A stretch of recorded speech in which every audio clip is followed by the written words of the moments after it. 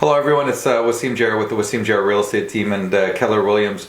In this video we'll be talking to Home Inspector Jeffrey McInnes from Pillar to Post Home Inspections. Welcome, Jeffrey. Thank you.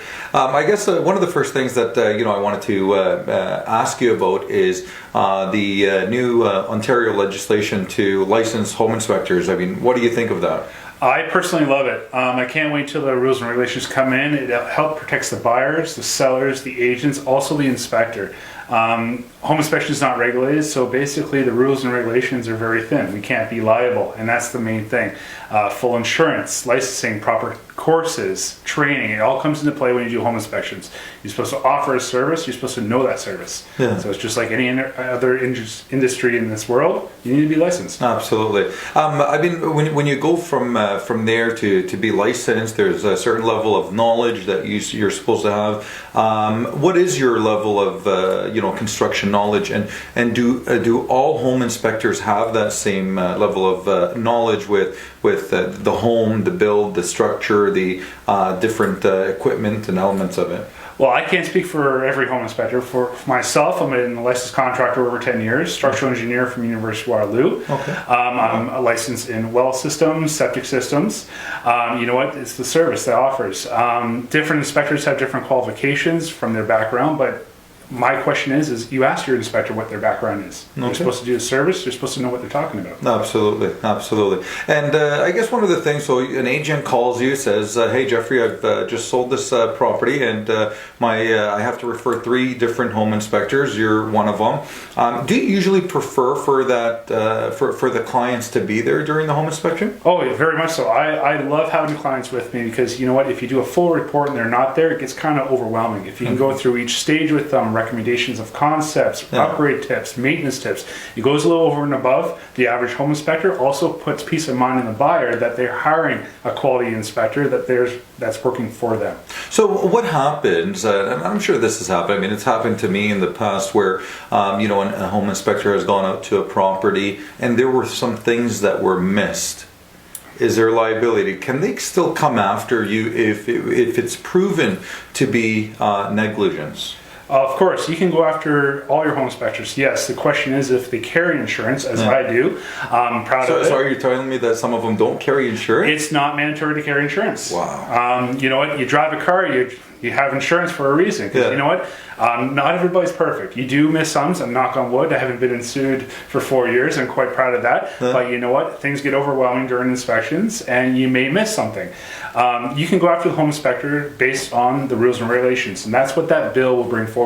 Okay. Is if you miss something based on that, what you're supposed to look at, you can go after them. Well, we're very excited, as agents that bill is coming forward, and it's passed. So we're hoping that it'll make home inspectors a lot more accountable, and I guess that's the biggest thing, because accountability, in my opinion, brings about a different level of experience and knowledge as well in the industry.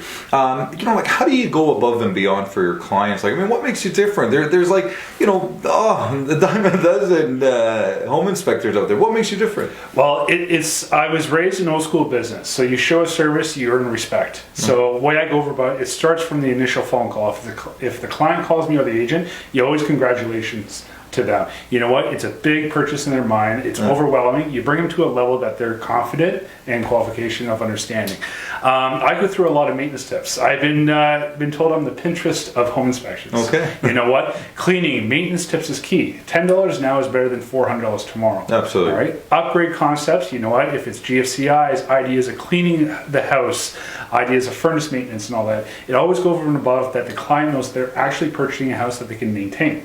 It's an investment. Make money on investment. Absolutely. I mean, it's one of the biggest investments, and that's why it's very important to find someone that has the knowledge, that has the experience, someone that's recommended, by family and friends and agents. But I guess this takes us into the next topic, where, and I'm sure this has happened before, where an agent's closing on some big property. There's a fat check there, for them, and some things come up in the home inspection.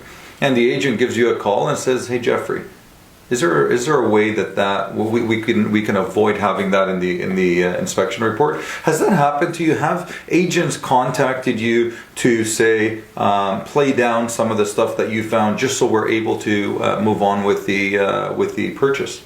It does happen, and it has happened to me that, you know what, sometimes comments to certain buyers get overwhelming, as I say.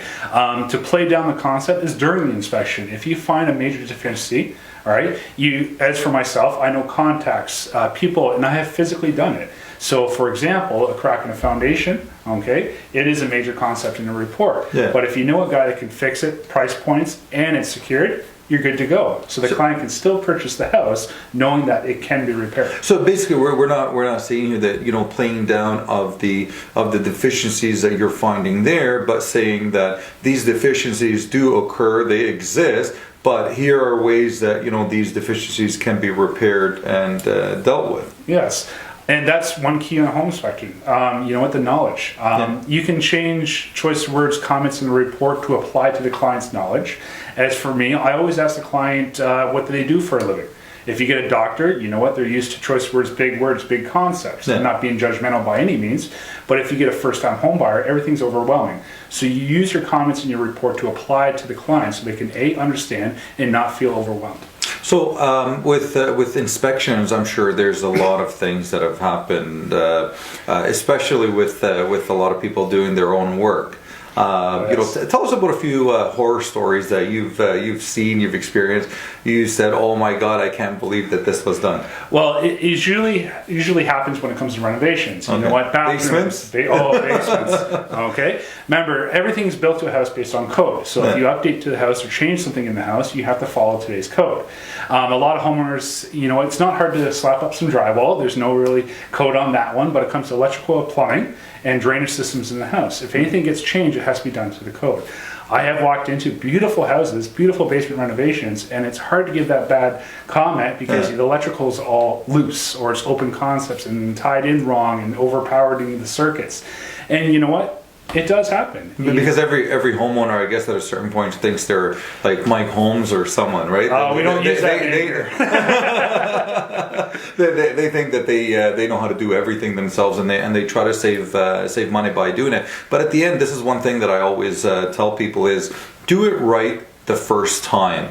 It will cost you less in the end than it will, you think right now I'm trying to save some money, but it will cost you less in the end, because if it does come up, you know, through an inspection where you've already closed off the walls, you have that drywall up, you've built everything around it, to try to fix it after will be much more difficult and costly. Oh, very much so. And there's the concept of a pre-inspection for agents. Yeah. All right. It's a great concept. You know what? Different areas like pre-inspections. You know what? Full disclosure is a tough topic nowadays with agents and clients.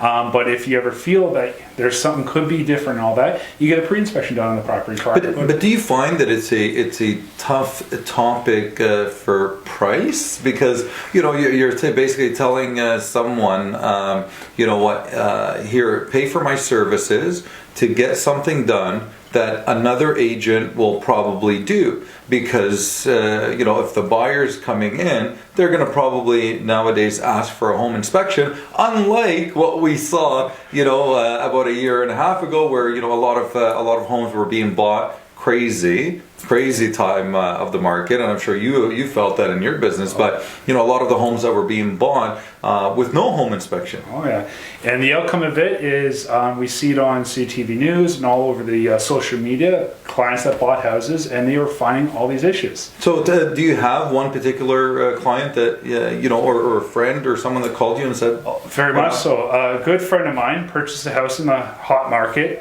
We started moving stuff in, started plugging things in. He wanted that big screen TV hooked up. It was a basement apartment, so he wanted to actually make some income. It was a great concept for a first-time home buyer. Well, we started smelling some smoke and all that. Oh, wow. Went to the basement, the electrical panel was on fire. So as outcome, we got the fire down, called the fire department, everybody was taken care of and all that. And I had an opportunity to actually look at the panel, okay? We're not supposed to do that, but you know, it's a friend of mine, of course I want to look at it. And basically, the house was roughly 6 years old, and it had aluminum wiring. Okay, and of course, if anybody knows about aluminum wiring in a 6-year-old, exactly, and that's what comes back to the concept of that basement renovation. It was do-it-yourselfer kind of concept. Did a apartment to sell to make a little bit more money on the property. Great idea, in my mind. Income property, and it cost them. And the issue now is dealing with the insurance company, and this was over a year ago. Wow.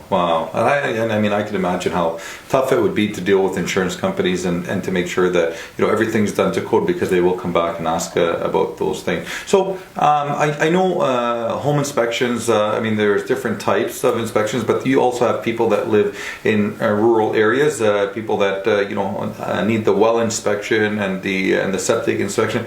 Are those things that you also do? Yeah, I'm proud to offer those services to my clients. You know what? The one call, one all kind of concept works great. You know what? For agents and clients, if you have multiple people on site, it gets overwhelming. So you deal with one person, they can explain every system in a constant order, and it helps the client.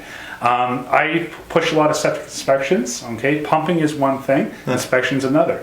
All right, proper function of the septic system could be up to $20,000 of repairs. Absolutely. Or installs. Well systems, new wells, around $18,000.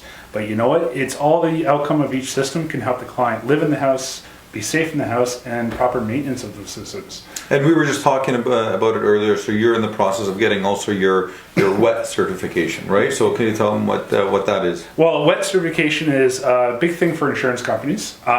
If there is a wood-burning fireplace, wet certification is needed for proper insurance. But you also can get insurance on that property.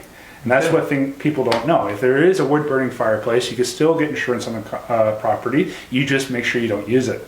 Because there are inspectors that go around from insurance companies looking for that smoke that's coming out of that chimney, and they'll write you up, and you don't know about it. Wow. So at the end of the day, it also is safety. If you go and burn a fire in your house, you want to make sure it's properly safe and up to today's code. I mean, we've noticed in the past, I would say 2 weeks right now, a few home fires. I know the other day I was driving, personally I'm looking for a new property, but I'm looking for something with acreage.